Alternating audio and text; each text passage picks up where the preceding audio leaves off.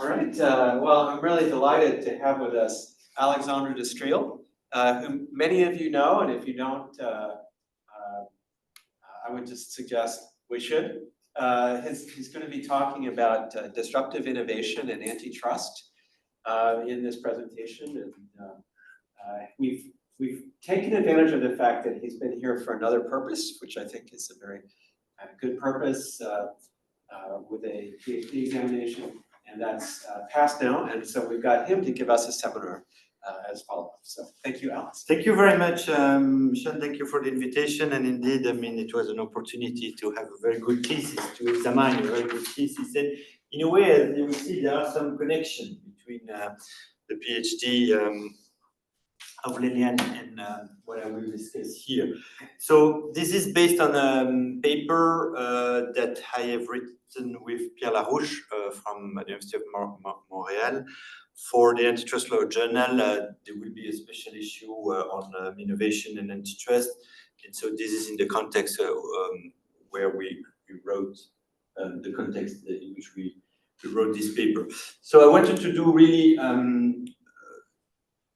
four things with you. So first, introducing a little bit the topic, then what is this, why we did that, and then what is disruptive innovation, because it is a term which is very often used and to some extent for us overused. So we really would like to go back to Christensen and how he defined disruptive innovation, then to look at what is the implication for business strategy and the type of competition, and that's probably where our paper tried to bring something to the literature, and then what does it mean for antitrust policy? So that's a little bit what we have in mind. So of course, you don't hesitate to interrupt me here or online if you have any question of clarification or other. So basically, why we wanted to do this paper to try to address this question, which is sometimes raised, can antitrust make a better world? Because, some people say, I mean, antitrust is just a policy to have the antitrust lawyers to become richer, but has that really an impact on the market or in the world? And if you look, at the old Microsoft case in the US, and you remember the Attorney General of the time, which launched the Microsoft case in 98, I think, or the Google case, the Google shopping case, or one of the first case that Vestager or the Commission adopted in 2017, it's not very clear what impact on the market those cases had. So you may remember the Microsoft case in the US was the issue there was the integration of a browser into the operating system to fight Netscape. And in Google Shopping, the issue was that Google Search was privileging Google Shopping comparison website over others. Now, if you think of it, have those cases changed something? Google still remains extremely powerful, and we discussed that this morning with Lilian. So it's not clear the impact that the Google Shopping case had on the market. And Microsoft, to some extent, Microsoft was and still is very powerful on the operating system for PC.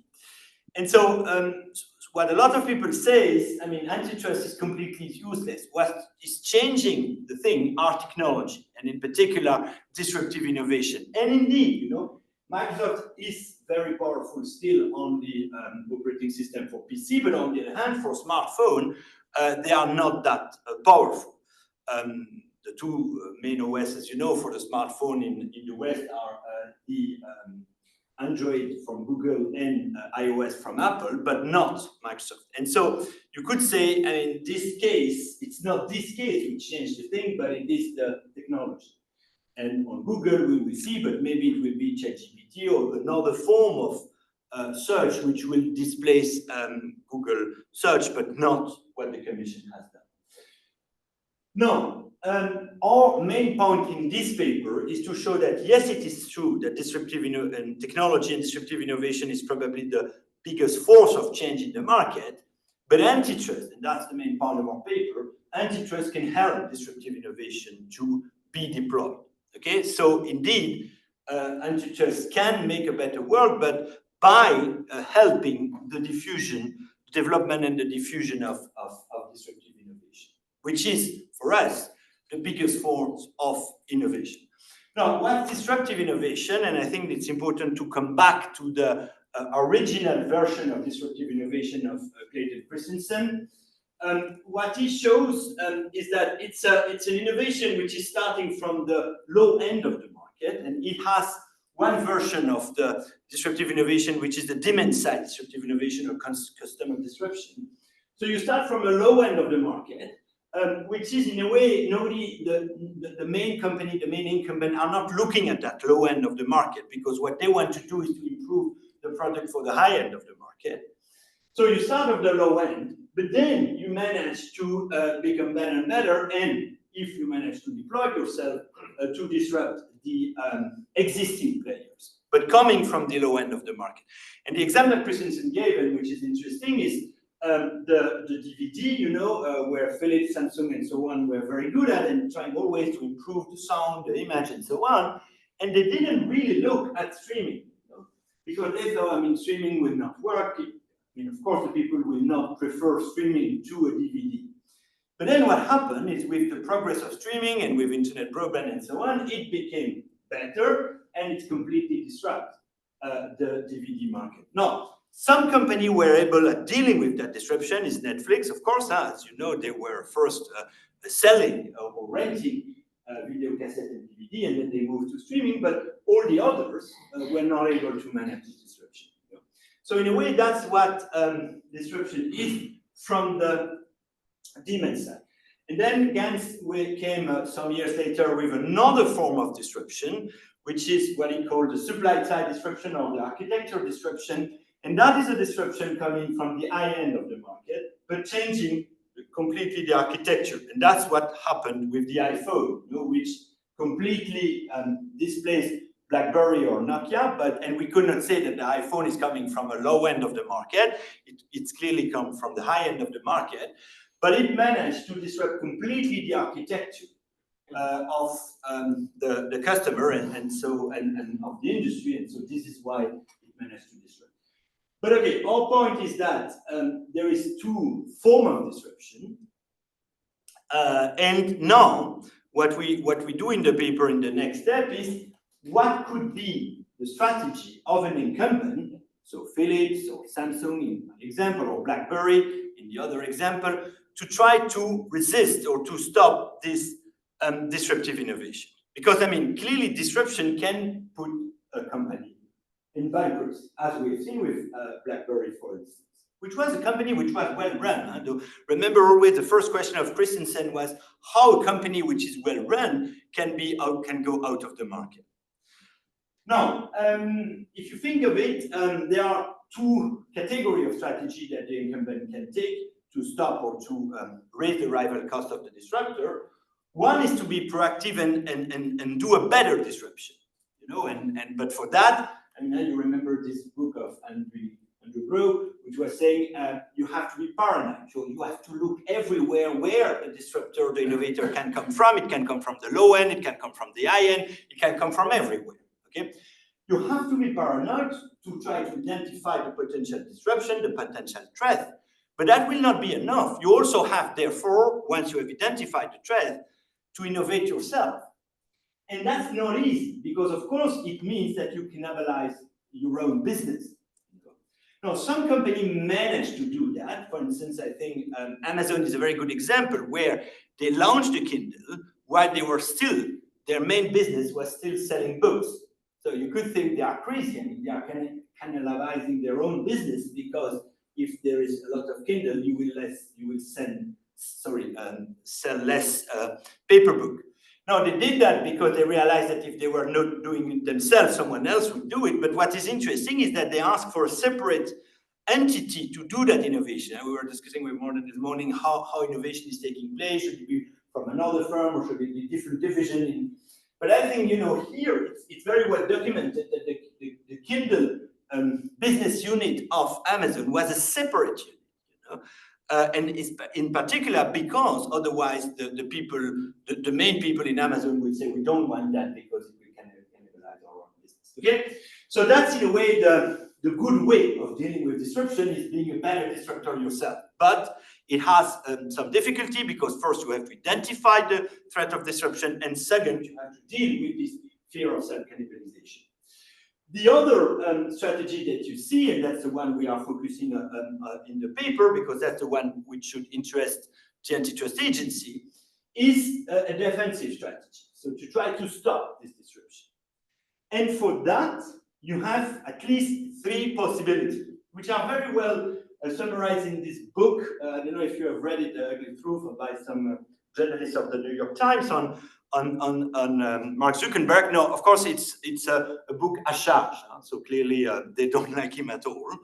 But it's interesting anyway to see, you know, those kind of, you know, easy book to read are always interested to understand the strategy and so on. There is not only the economic model or the law, but those books are interesting. And another good read is the complaint or the modified complaint that the FTC has launched against Facebook or Meta now for the acquisition of WhatsApp or and Instagram.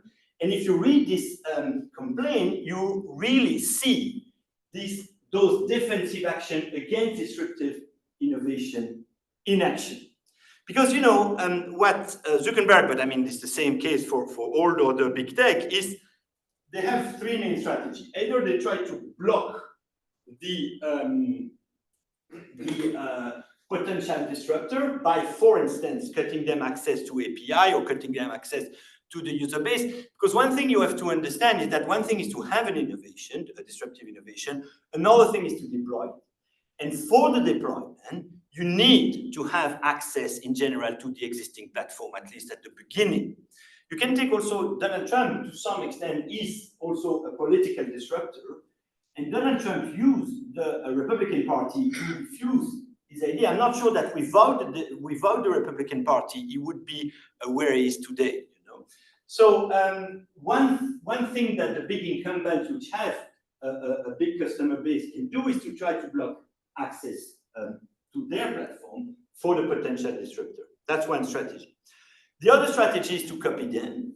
Now, that's the question how far the IP is protecting the potential disruptor, the small disruptor over the big incumbent, but you know that IP do not protect every type of design or every form of innovation. And so it can, by copying, you sometimes can copy the disruption without violating IP or with violating IP, but you say, okay, at the time they take the actions and so on, I mean, and then the third strategy that was analyzed very well in the PhD this morning is to buy the potential disruptor. Okay, so you have those three strategies, and you can combine them. You know, it's interesting. I mean, this is a quote that is coming from the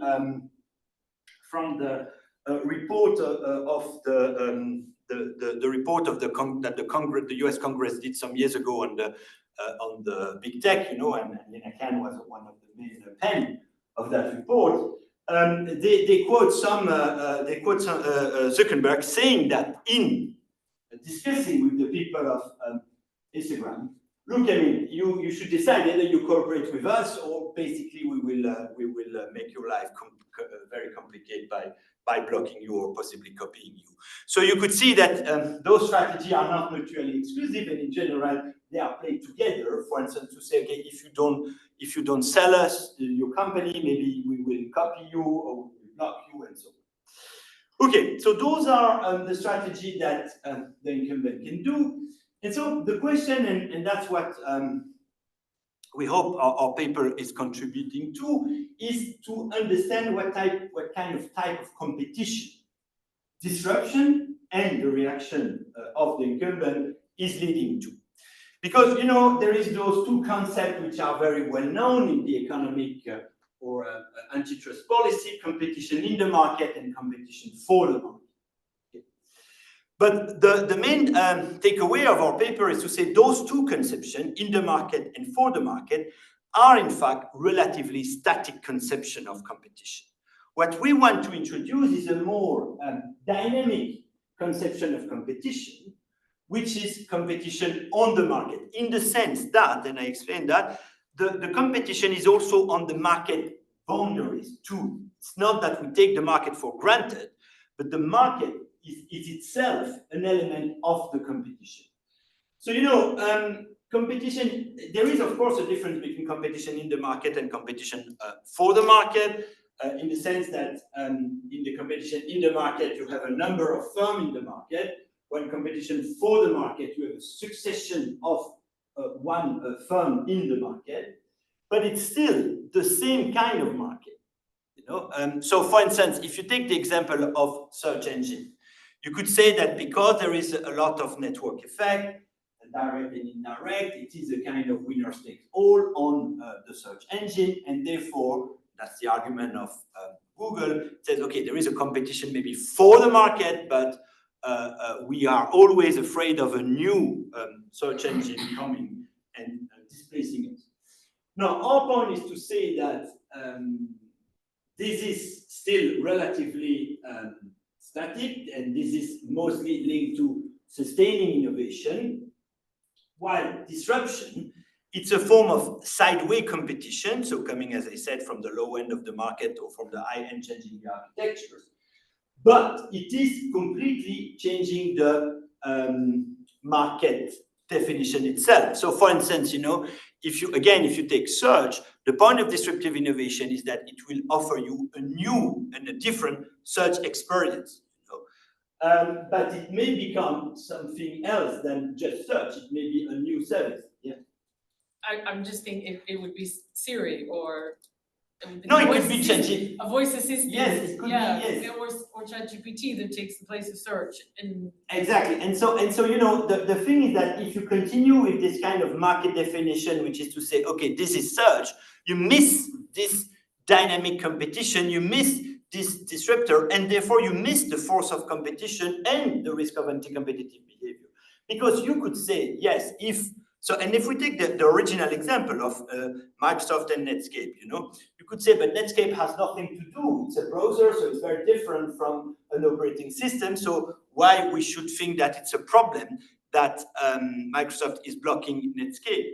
But the thing is that Netscape was about to change the market definition, because Netscape was about to say that the OS lose completely its relevance, and what matters now is the browser. Okay, or it's a browsing experience. So it is redefining, in a way, the user experience and therefore the market.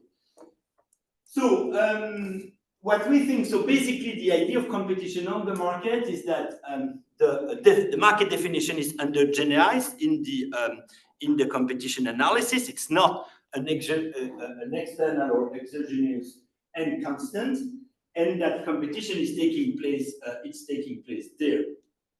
So what do we have is, if we can compare the competitive dynamics, here we have many firms competing on the same market. Here we have a succession of the dominant firm, the Schumpeterian creative destruction, if you want. And here we have many firms competing for a position of strength and trying to, in a way, in an ecosystem, make their product the most important of the ecosystem.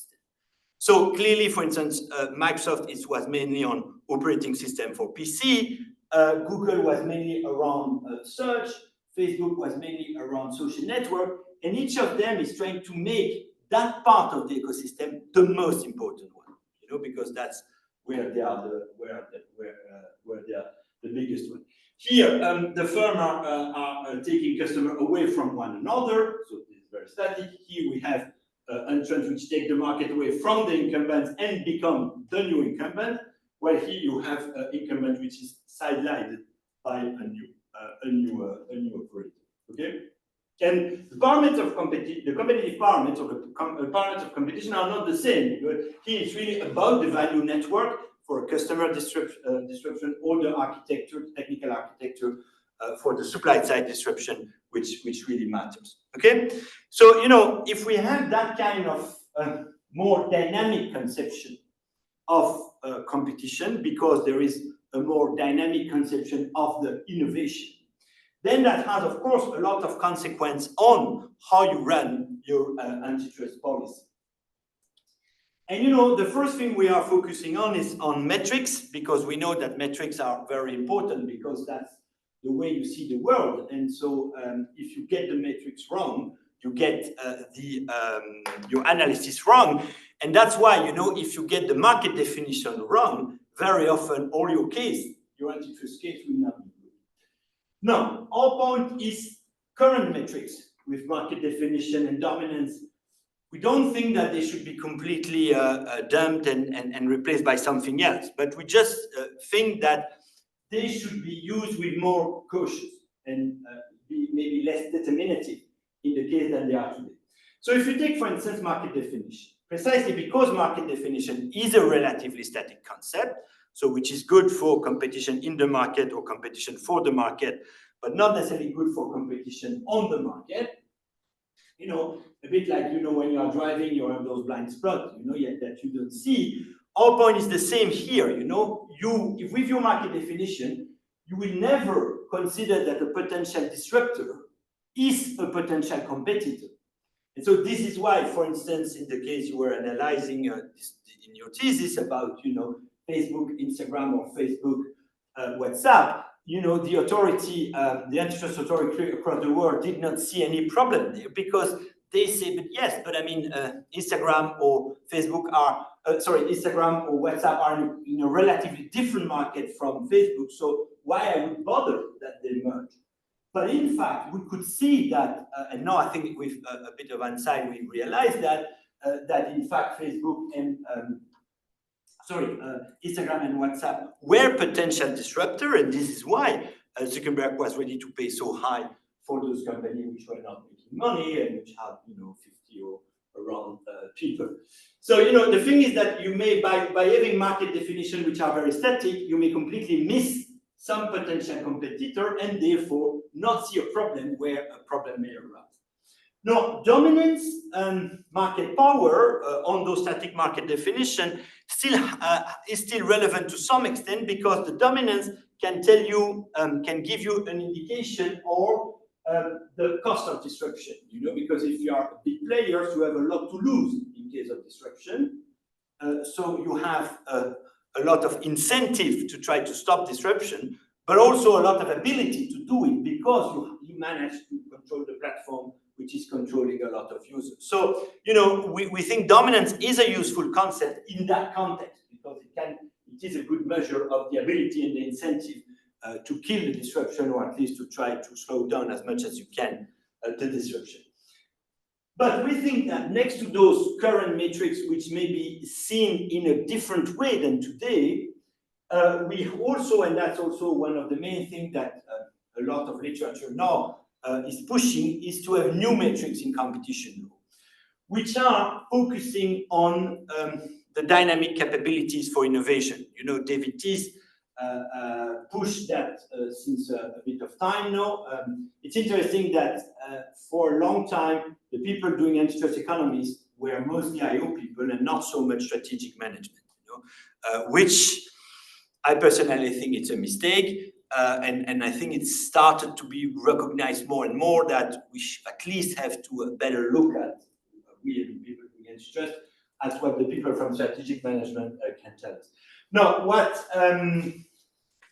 Teese and others in this let's say movement are saying is that we should open the black box of the firm and not only focus on the incentive of a neutral firm independently of what you have in the firm. So you have to open the black box of the firm and try to see what are those innovation capabilities, which can be, in terms of management, which can be in terms of data. Data is clearly an innovation capability in digital, which can be patent, which can be risky and patient capital, and so on. But not everything, not every firm is the same, because some firms have better management capability than others, some firms have more data than others, and so on.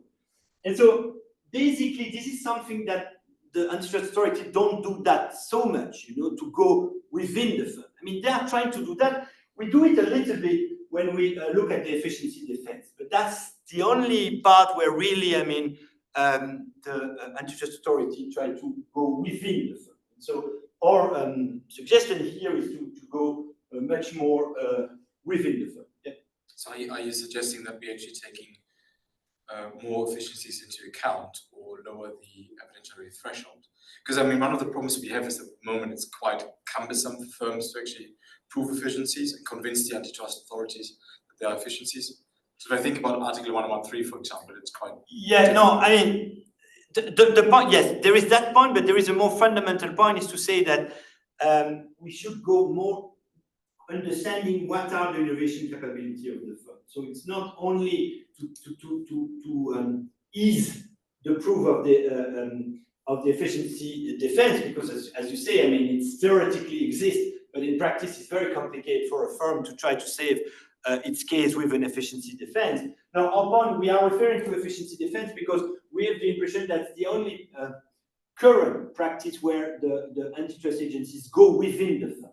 Okay, so in that sense that we are referring to. So basically, you know, to use the current metrics with caution and to try to develop new metrics. Now, in terms of theory of harm, I just wanted to go to abuse of dominant position, which is the remember under the three strategy: block, copy, or buy. So the abuse of dominant position is related to the blocking strategy. Okay. Now remember what may happen, and what, you know, that's what in fact Microsoft did at the turn of the century. Microsoft tried to block Netscape by developing their own browser, which was free, and it works. You know, indeed, I mean, people which had Windows had a free Explorer, so what they would bother to put Netscape in addition as a browser. So basically, the strategy here is to the incumbent will block access to complementary assets to prevent the would-be disruptors, so in this case Netscape, for getting a foothold in the value network of the product architecture. And so the question is, when that blocking access is anti-competitive, and whether an antitrust agency should impose a compulsory access under the essential facilities doctrine. Now, you may remember, and that was one of the criticisms that Microsoft did against, or some commentators which were agreeing with Microsoft against the decision of the Department of Justice. But I think, Sean, you were involved in that case, or no? I don't remember. Or you were just a paper about it, but I was not. Okay, not you were after it. Okay. But so basically, some people say, I mean, by forcing access too easily, you may favor sustaining innovation, but you will disfavor disruptive innovation. And in a way, you know, a harsh criticism against the Microsoft decision was to say, by doing that, you discourage disruptive innovation. Because, you know, if you give too easily an access to the existing platform, the innovator will try to be lazy and just, you know, do a little sustaining innovation, but sustaining innovation in the sense that they remain in the same value network, or they remain in the same supply side architecture, and they don't invent something new completely. No, we think that's not correct, because we think that even disruptor needs to have access to customer. And so compulsory access may also help sustaining innovation, that's clear, but may also help disruptive innovation. So we don't buy this criticism, which is to say, you know, if you impose compulsory access under essential facilities doctrine, you disincentivize the company or the innovator to do disruption. Okay? Because we think that, for instance, Netscape was a disruptor. And by slowing down or killing Netscape, you were killing, in fact, a disruptive innovation. Now, what does it mean in practice for the essential facilities doctrine? What we think is that we can revisit the condition of the essential facilities doctrine, which in Europe have been defined in the Browner case, and adapt it to the disruptive innovation. Now, does it mean that we need to impose more access obligation or less? So does it mean that the essential facilities doctrine should be stricter or less strict? That's not the point. We don't have an idea of whether it should be less strict or more strict. It's just that we have to have the condition adapted to the type of innovation we are thinking of. So basically, we think that if the antitrust agencies shows that we have a disruptor which is credible, so in the case, a Netscape, which is credible. Credible, what does it mean? It means that it has the innovation capabilities to disrupt. And for instance, David Thies and Nicolas Petit have a small paper on what are those innovation capabilities which are necessary to disrupt. But technology, business model, a credible business model, and a credible in the sense that you can make money at some point, and leadership. No, I mean, if you have a kind of disruptor which is credible in that the access to the facility, in this case, in the case of Microsoft and Netscape, so the access to the Microsoft platform for Netscape is necessary to either carry or deploy the potential disruptor, and this access has been blocked. We think, therefore, if those conditions are met, then the refusal to give access is anti-competitive. Okay? And then it would be up to the incumbent to show why they do that and whether there is some credible justification like an efficiency defense. Okay? And so those are, in a way, basically our interpretation of the essential facilities doctrine condition, which would be adapted to the problem we are facing with disruption. And then the other thing, remember the third strategy is to buy. And here, for merger control, what we propose is to look at two things. So first, and this is also something we discussed this morning, there is in digital this idea that we should be careful about killer innovation. Now, and you know, this is a terminology which is coming from pharma, and there has been some paper showing that sometimes some big pharma are buying a small pharmaceutical company just to kill their innovation, in the sense that they don't push the innovation further. And there has been some paper who said that 7%, I think, of the big pharma acquisition are killer acquisition. We don't think that it makes sense in digital. I mean, most of the digital acquisition, big tech acquisition, have led to the innovation to be carried over by the big tech company. So, you know, when Facebook bought Instagram and then Facebook, it didn't kill Instagram or Facebook. Not at all. I mean, it just integrated into their own ecosystem and developed it better. Because, you know, it's by no means clear that if Instagram or WhatsApp would have been left alone, they would have become what they are today. Okay? So we don't think that, we think that it's very rare, let's say, that the innovation will be killed. What, however, may be killed is the competition. Okay, and so I will come back to that. But so we think that in the context of big tech merger, the authority should ask two questions. First, will the innovation be killed? And second, if the innovation will not be killed, will competition be killed? Now, will the innovation be killed? Again, there, I think, to answer that question, the antitrust agency should first show that there is a plausible disruption scenario. So in a way, that the target, in this case, Instagram or WhatsApp, has the innovation capabilities to disrupt the business of the incumbent. And then, if the agency shows that, we think it would be then up to the incumbent, so in this case, Facebook, to show that they have no interest to kill the innovation, but in a way that they will keep the innovation in their ecosystem, even at the risk of self-disrupting themselves, okay? Or at least to keep them in their own ecosystem, okay? So basically, it will be up to the agency to prove the plausible disruption, and then up to the party to prove that they will keep the innovation. Now, if that test is passed, so the innovation is not killed, then you have to go to the other question. Will the competition be killed? And this is a question which is not, I think, often analyzed, is what is the closeness of the potential competition between the acquirer and the disruptor, or the potential disruptor. And to take the example of those two mergers, I think for me, the best scenario would not have been that Instagram or WhatsApp were developed on their own, because I'm not sure that they would be able to be developed, but that they would have been bought by another big tech, but which was less a close competitor than Facebook. So let's imagine that they would have been bought by Google. It would have been probably better. And in a way, you know, that's maybe why Facebook was ready to pay so much, because they were afraid that they would be bought by another big tech. You know?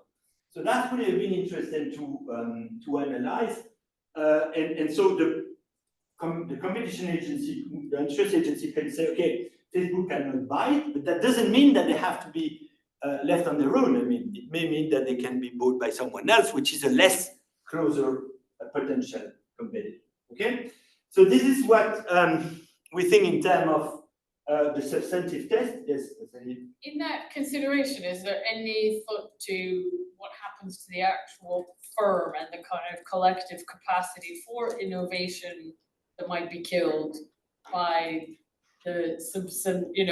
by taking the technological innovation into Facebook or even Google, and all those 50 people, who were there, who had the capacity and who did the innovation there? I mean, does that question get at whether or not that potential source of future innovations is getting killed? Do you see what I mean? No, not really. So when the question, will the competition be killed? Yes. Is that question about the dynamic of competition, or is it about the actual competitor? Yeah, no, okay, that's good. And what benefit to the future innovation that competitor, that firm, might have been able to? Yes, you're right. It's mostly the closeness of competition. It's mostly the second one, as you say, but maybe you're right that it would be, you could integrate an even more dynamic dimension in it. But then the problem is that there is always a trade-off between, being extremely dynamic, but then it's become completely uncertain and so on. So it's more, in this case, and it clearly, WhatsApp, Instagram and WhatsApp were a bigger threat for Facebook than for the other big tech. Okay, and so this is why we think that Facebook, in a way, was for competition the worst buyer. But so I agree that it has an element. It's not purely dynamic, because that's the situation as it was then, that Facebook and Instagram were the closest potential competition. And when you speak about potential competitor, there is an element of a bit static to some extent. Now, the second thing we want to analyze is the standard of proof. Now, and this is something which has been discussed a lot in different reports, and again, that we discussed this morning. And I took this picture because so I went in the spring to visit Huawei in Shenzhen, and this is something I recommend to everyone if the occasion to go. But one thing which strikes me behind their efficiencies and so on is that at the request of the CEO, Mr. Ren, they have black swan in every lake of the park of Shenzhen, or at least next to the sea. Now, why Ren wants that is because he wants to be sure that every leader of Huawei always remember that we can have an event which is not very probable but extremely costly. Okay, and of course the US sanction were those form of black swan event for Huawei. But so I think, because I don't know who among you has seen a real black swan. Where? Suffolk. Okay, and? The book. It's a book about. No, the book, no, but a real one. I've seen one, a physical Has swan. seen like a swan? Yeah. You have seen a real one or no? I think so. Yeah. Okay, because it's not that common, no? I don't know. Anyway, yes, it's come from the book, but I mean, it's not that common to see a black swan. But okay, but so why I put that? Because we can have those kind of, but it's a kind of reverse black swan, if you want, an event which is not very probable, but extremely good for competition. Okay, and the question is that an event which is not probable for to happen, but which has a high benefit for competition, may justify a prohibition. So if we take the example of Facebook of the acquisition, you may say that Instagram, there was a very low or relatively low probability that they would become the next competitor or possibly even dislodge, disrupt Facebook or WhatsApp on their own would have been a low probability, but a very high benefit for competition. And in this case, some are saying you should have prohibited the merger because it would have been so beneficial for competition. The more general point is that very often the standard of proof of the agency, if the agency wants to block a merger, is a balance of probability. And so basically, you only focus on the risk of error, and you can only prohibit the merger if there is more chance than not, more than 50% chance that the company that is bought could become a competitor to the acquirer. Okay, so it's more probability than that. Now, by having a standard which balances the probability but not the harm, you miss, you try to minimize your risk, but you don't integrate the cost of your error. Okay, and so that's why some reports like the Furman Review and others have called the authority to move from a balance of probability, which only focuses on the risk of error, to a balance of harm, which integrates the risk of error, but also the cost or the benefit of those errors. Okay? And so basically, that's the point here, is that if you have a reverse black swan event, it cannot be taken into account in the merger control. Okay?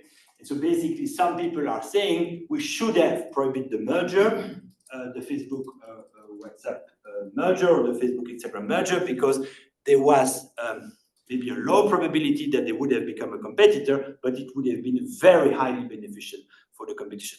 Now, to the credit of the Commission, given the fact that the case law is a balance of probability, I don't think that with this only reasoning they would have been able to stop the merger. Because if they would have stopped the merger, of course, Instagram, the company would have gone to the court and says, I mean, the probability is so low that I become a competitor, that this prohibition is illegal, and they would have probably won. So this is why I think, to me, a better strategy from the agency would have to say, you cannot, Facebook cannot buy it because it's a very close potential competitor, but I would not have prohibited Google to do it or another. Okay. Okay, so basically, and to conclude, the main idea of our paper is that to take into account of disruptive innovation and to make competition analysis more dynamic, we think that next to the concept of competition in the market and competition for the market, which are concepts which are extremely well understood now in the literature and by the judge, but which are, and that's where there is a fallacy to us, you know. Very often the idea of competition for the market is seen as a dynamic element in competition. And we think that it's not dynamic enough, you know, because the market still remains the same. We think that we need to be even more dynamic, if you want, by having the third type of concept, which is competition on the market, where you endogenize the market definition. Now, the thing is this, disruption is very difficult to do, but also to look. That's why, to realize, so that's why the CEO or the management team should be paranoid. But of course, it's very difficult to spot also it's very difficult to spot for a company, but it's even probably more difficult to spot for an antitrust agency, you know. So our point also here is that in case of doubt, try to keep the market open, because that's probably the best strategy you may have in case of doubt, because openness in general tends to favor innovation. And maybe that's a more important objective than just maximizing consumer welfare.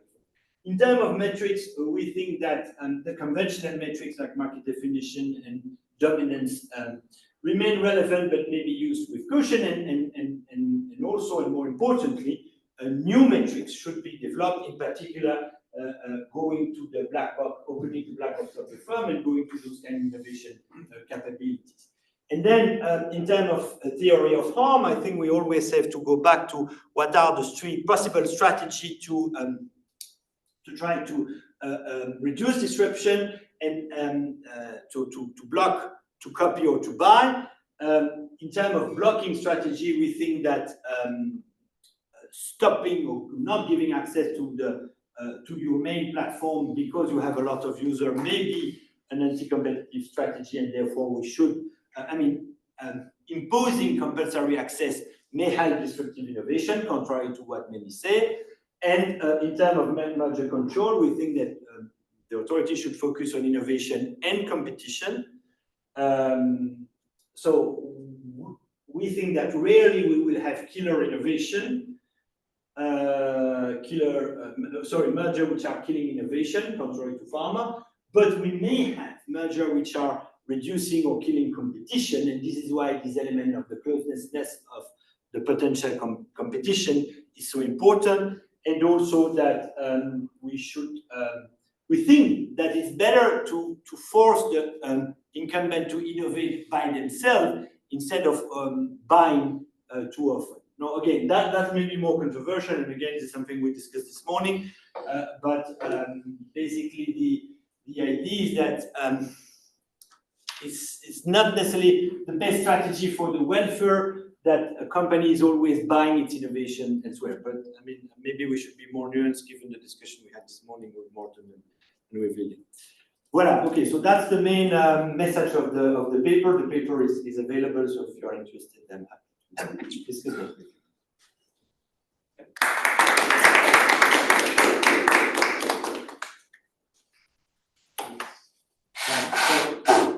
If there were no, let's sort of abstract away from the theory of harm for a second. So in innovation theory, we kind of distinguish between the two outcomes of persistent dominance and action-reaction. So action-reaction is where we keep on leapfrogging each other. So somebody is always ahead, but it changes. Mm-hmm. Now, because we have some sort of basic assumption that more innovation is always good, which I think is a dodgy assumption, but hey ho. We think that action-reaction is better because it spurs on more innovation. Now, the thing with action-reaction, though, is that if we take this sort of scenario here with these sort of firms where essentially it means switching from one platform to another, one monopolist to another. So there's always a monopolist. Mm-hmm. It's just a different name. There's a lot of cost involved in switching all the time. So action-reaction imposes cost on consumers.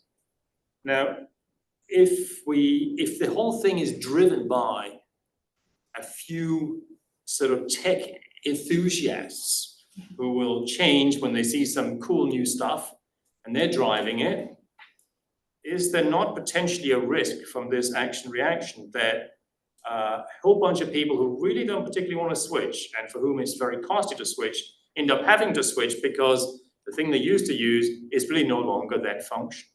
Mm-hmm. In which case, are we sure we want to encourage this kind of disruptive innovation? Just trying to be awkward there.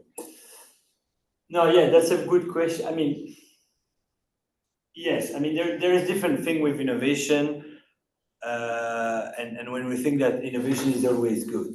First, I mean, more fundamentally, I would say, innovation is not always good.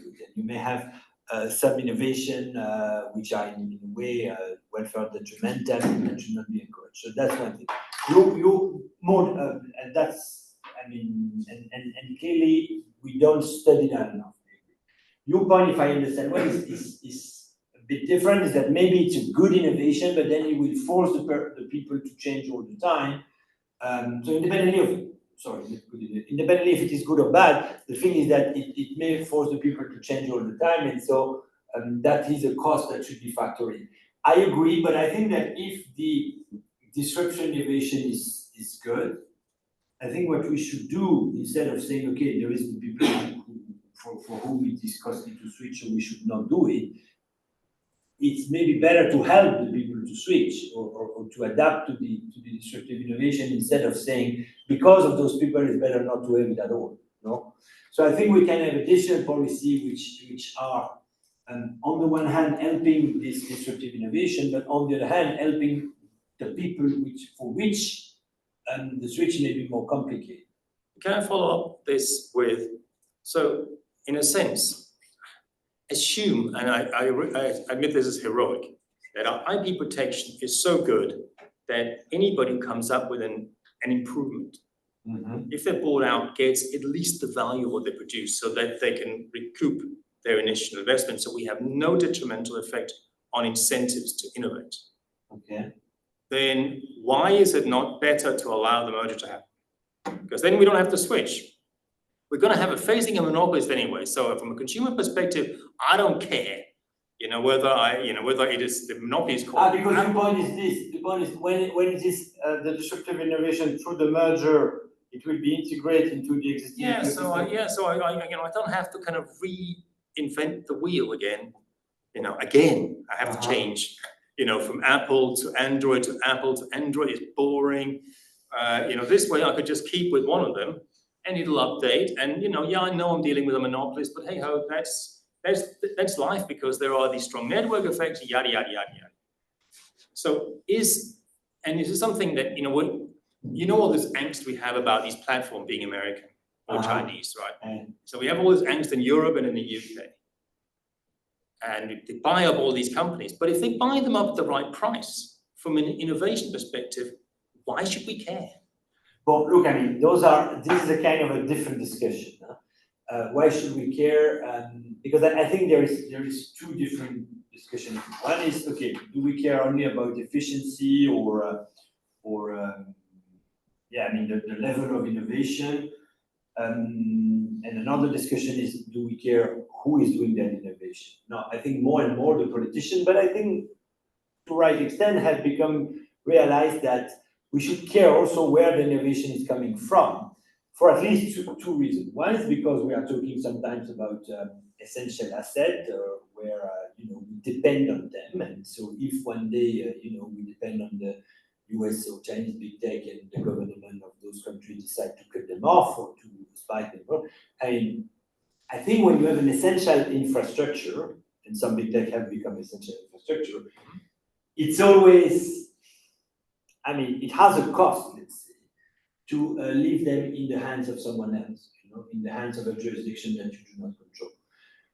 B, I think the value matters, and I think a Californian company will behave in a certain way. I would not even say a US company, because they are really coming from a certain libertarian approach, which is coming from California, from what I understand, for several reasons then. But value matters, and I think that's one of the big issues now that we have in the DMA enforcement, is that we have some European people which are trying to enforce those laws against Americans, which have a different value system. Californian, which have a different value system. So I think it will be much more complicated to enforce the DMA against the US big tech than to enforce the energy law or the telecom law against European companies because of these cultures. So I have become to, and I didn't realize it at the beginning, but when I discussed with some people at the Commission, or when I discussed with those people in the big tech, I realized that it's not just a question of money. Of course, it's mainly this, but it's also a question of value. Apple is very convinced that they know better than anyone else what is good for the user, and they think that the Commission is completely crazy to force them to be more open than they are. Not just because they will lose money on the App Store, because as you know, it's only 20% of their revenue, so most of it is still on the handset. But it's just that they think it's wrong, and so I think I think we have to be careful, because of course to say naively we are against US big tech because we don't want to depend on them and because they have other value, and therefore we should cross them out, and we don't have any alternative and try to do our own cloud system with Gaia X, which was a disaster. So my point is not to say that we should only develop European product, but my point is to say that nationality matters more than what I thought. And so that's why I think it's right to take that into account. In regulation, or whether how to do it, I think we are nowhere yet. Franco's online. Okay. Yeah, thank you so much. I want to go back to this idea of killer acquisition versus, if you want, killing competition. In a way, a killer acquisition, you're killing competition, no? But your point is, in the digital markets, because of complementarities, typically you don't kill the acquisition, you integrate the acquisition, but you might still be killing competition in the market, okay? The question then is, how do you measure that? In the sense, what are we talking about? Price effects? Are we talking about quality effects? Are we talking about advertising? Are we talking about any? There are many ways, if you want, the competition kicks in the market. And when you make a statement like that, killing competition is so broad, then eventually, again, you will need to have a metric there to be able to say, how are you killing competition in that market? You know, a killer acquisition is very well defined. You observe that, and then you say, then you have killed competition. But if you broaden up to different measures, how do you get out of that? Thanks. Yeah, no, that's a very good question. And I agree that in that paper, we don't have all the answer. What we only want to do, very modestly at this stage, is to say, okay, we should distinguish those two dimensions, which are, according to us, insufficiently distinguished so far in those discussions. In B, to say for how you approach the reducing or killing competition by trying to develop the kind of closeness of potential competition, which is in a way already there in the merger guidelines. But that's so far we have gone. I agree that these things need to be explored further, but too often, you know, when I see those debates on Facebook, on those Facebook acquisitions, is that it seems to be a binary. Either it was Facebook or it was the company left alone. And I think none of those two options are the best. You know, the best would have been an acquisition by another. So that's the thing. But you're right that the next step, and it's also related to the question that Sally was asking before, is how you assess this closeness of competition, of potential competition in a dynamic concept. Yeah. You know? And there, I think what we are not really far in our paper on this, but that's where I will look. And so the question is whether the innovation capabilities framework of David Tees could help to measure better and in a more rigorous way this closeness of potential competition. I think that's where I would put the question, but I don't have the answer. But if you have some idea, I would be preneur. We have some measures that we're trying to use in that sense because it's so complicated. Certainly, you cannot go back into the literature market structure thinking, you know, if you are removing a competitor in the market, you're changing competition. You need to go back and really distinguish what are the different ways that you're affecting competition in the market, which is challenging because you need to have at least the data. And the authority typically have information on potential entry, information that we would not have, you know, as a researcher when we look at data, you know, the information there. Therefore, we'll end up having different results than the one perhaps of the decision of the authority, which are more information that typically what's available to us. Yeah, but so there is two things. I think the first thing is we should go more into the documentary on the explanation of why the company is buying that company. And for instance, you know, if you see a memo from I don't know, Zuckerberg to someone else saying we have to buy it because I am afraid that Google will buy it at the price, I think this is an indication which can be useful.